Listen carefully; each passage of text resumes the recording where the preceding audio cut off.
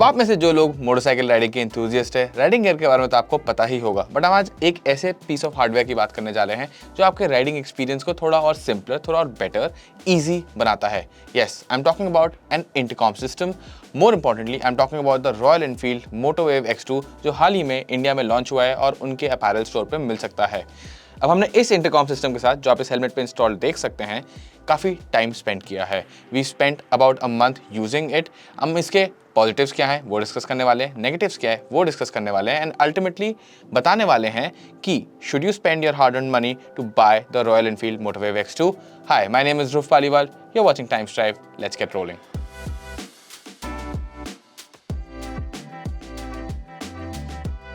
अब Motovave X2 जो है एक स्लिम सी पैकेजिंग में आता है, सारे एलिमेंट्स फ्लैटली लेड आउट होते हैं। एंड यहाँ पे एक फन फैक्ट है, रॉयल एनफील्ड ने ट्राई किया है कि जो सारे एलिमेंट्स हैं वो उनकी बाइक की तरह डिजाइन्ड हो, इसीलिए इसका जो माइक्रोफोन है वो एग्जॉस्ट की तरह दिखता है। इसका जो मेन यूनिट है जिसको आप यहाँ भी देख सकते हैं, ये एक्चुअली रॉयल एनफील्ड के साइड में जो बॉक्सेस आते हैं उनकी तरह दिखता है। एंड जो इसके बाइक के व्हील्स होते हैं, that is obviously how the speakers are designed. Fun fact है, ऑब्वियसली ज़्यादा बेरिंग नहीं है इसके यूजेज पे, बट अच्छा लगता है कि that attention to detail has been paid.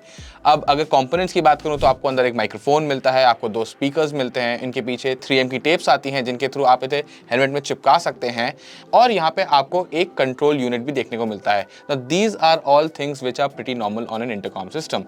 What was odd over here was कि जो बैटरी मॉड्यूल है वो भी यहाँ पे सेपरेटली आता है। It's not inbuilt into the main unit of the intercom system. Now this is something I haven't seen before on an intercom system and it felt a little bit odd. क्यों? क्योंकि आपको battery को भी लगाने के लिए एक नई जगह ढूंढनी पड़ती है।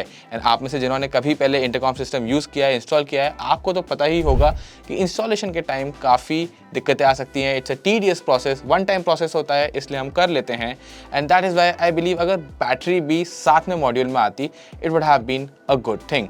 बट क्या उसका यूजेज पे कोई फ़र्क पड़ता है? वेल, उस चीज़ के बारे में हम आगे बात करने वाले हैं। एक क्विक नज़र डालते हैं कि ये इंस्टॉल हमने कैसे किया। पहली बात तो हमने ये रॉयल एनफील्ड का ही हेलमेट है, उसी पे इसको इंस्टॉल किया है। मेरे को 15 से 20 मिनट लगे थे फिगर आउट करने में that what is the best way to install it. मैंने सारे अंदर के चीक पैड्स, सारे जितने भी लाइनर्स हैं उनको पहले बाहर निकाला, उसके बाद जो स्पीकर्स हैं उनको उनके डेडिकेटेड स्लॉट्स में लगा दिया। उनको चिपकाना काफ़ी आसान होता है। वायरिंग को ऐसे रूट किया कि वो पहनते वक्त फील ना हो, उसको बेसिकली पैडिंग्स के पीछे छुपाया। एंड फिर माइक के लिए भी एक प्लेसमेंट करी। यहाँ पे आपको ये चीज़ का ध्यान रखना पड़ेगा कि that when you placing the mic you should always test it once so that जो वॉइस है वो सही से आ रही है एंड पहनते वक्त वो माइक आपको डिस्कम्फर्ट कॉज ना करे। ये सारी चीज़ें हर इंडिविजुअल के लिए उनके साइज़ पे बेस्ड होंगी एंड आपको ये खुद ही चेक करना पड़ेगा। But it's a one time process, एक बार चीज़ें ठीक से इंस्टॉल हो जाएंगी, आगे आपको दिक्कत नहीं आने वाली है। बैटरी के लिए जैसे मैंने कहा था, मुझे एक अलग से जगह ढूंढनी पड़ी एंड आई फाउंड कि एक अच्छा स्पॉट था मेरे चीक के जस्ट राइट पे। यहाँ पे हेलमेट में स्पेस भी थी एंड जब मैं हेलमेट पहनता हूँ तो वो कहीं भी अड़ता नहीं है, मेरे को कोई भी टाइप का डिस्कम्फर्ट यहाँ पे कॉज नहीं होता है। ओवरऑल इंस्टॉलेशन की मैं बात करूँ, एक बार once I found out how to route the wires inside the helmet, it became approximately a 20 minute job and काफ़ी आसानी से हो गया था। The tapes they been holding on well. मेरे को उस टाइप की क्वालिटी इश्यूज को देख के कोई भी शिकायत यहाँ पे देखने को नहीं मिली है। नेक्स्ट अब बारी थी इंटरकॉम सिस्टम को अपने फोन से कनेक्ट करने की एंड वो काफ़ी ईजी प्रोसेस था। In fact the easiest I have ever encountered on an intercom system. Simple, device को ऑन किया, जो यहाँ पे बीच में ये सेंटर बटन से बहुत आसानी से हो जाता है। एंड उसके बाद मैं अपने फोन के ब्लूटूथ मेन्यू में गया जहाँ पे ये M-Wave X2 के नाम से अपीयर हो गया था।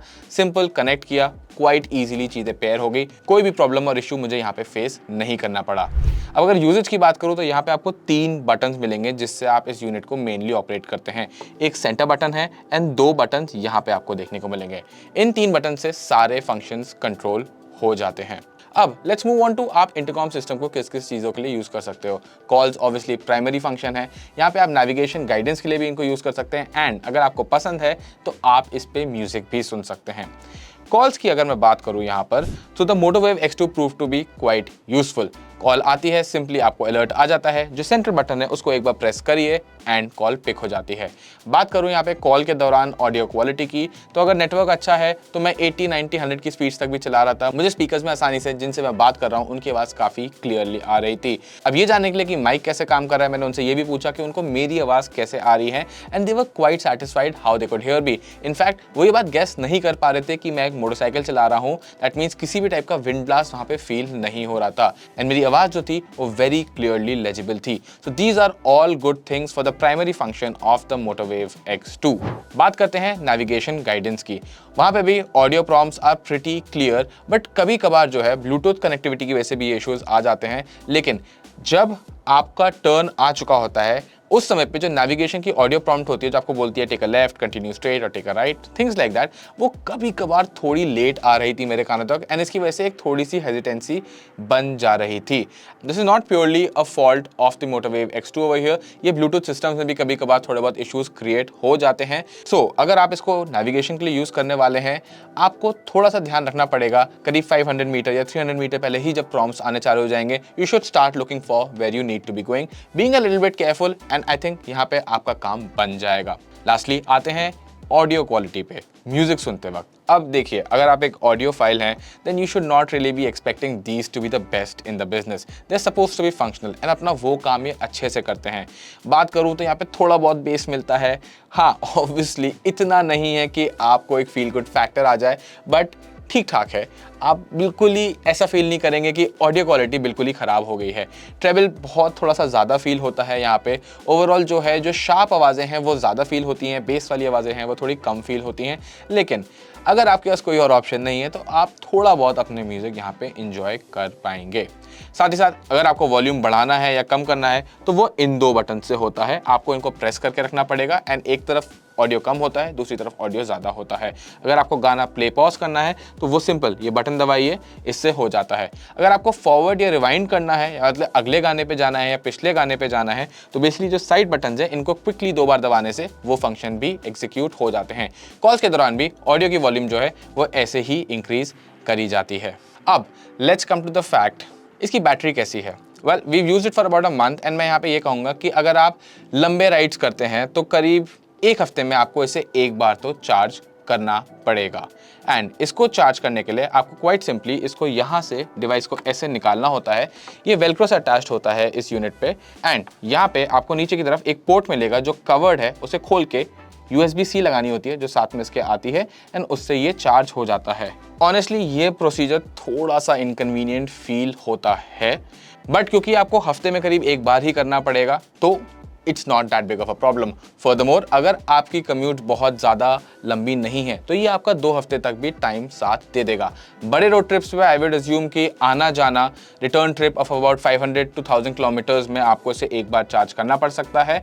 And overall I think that battery backup is good enough for what the MotoWave X2 is. It is an entry level intercom system. अब आ जाते हैं इसके प्राइस पे।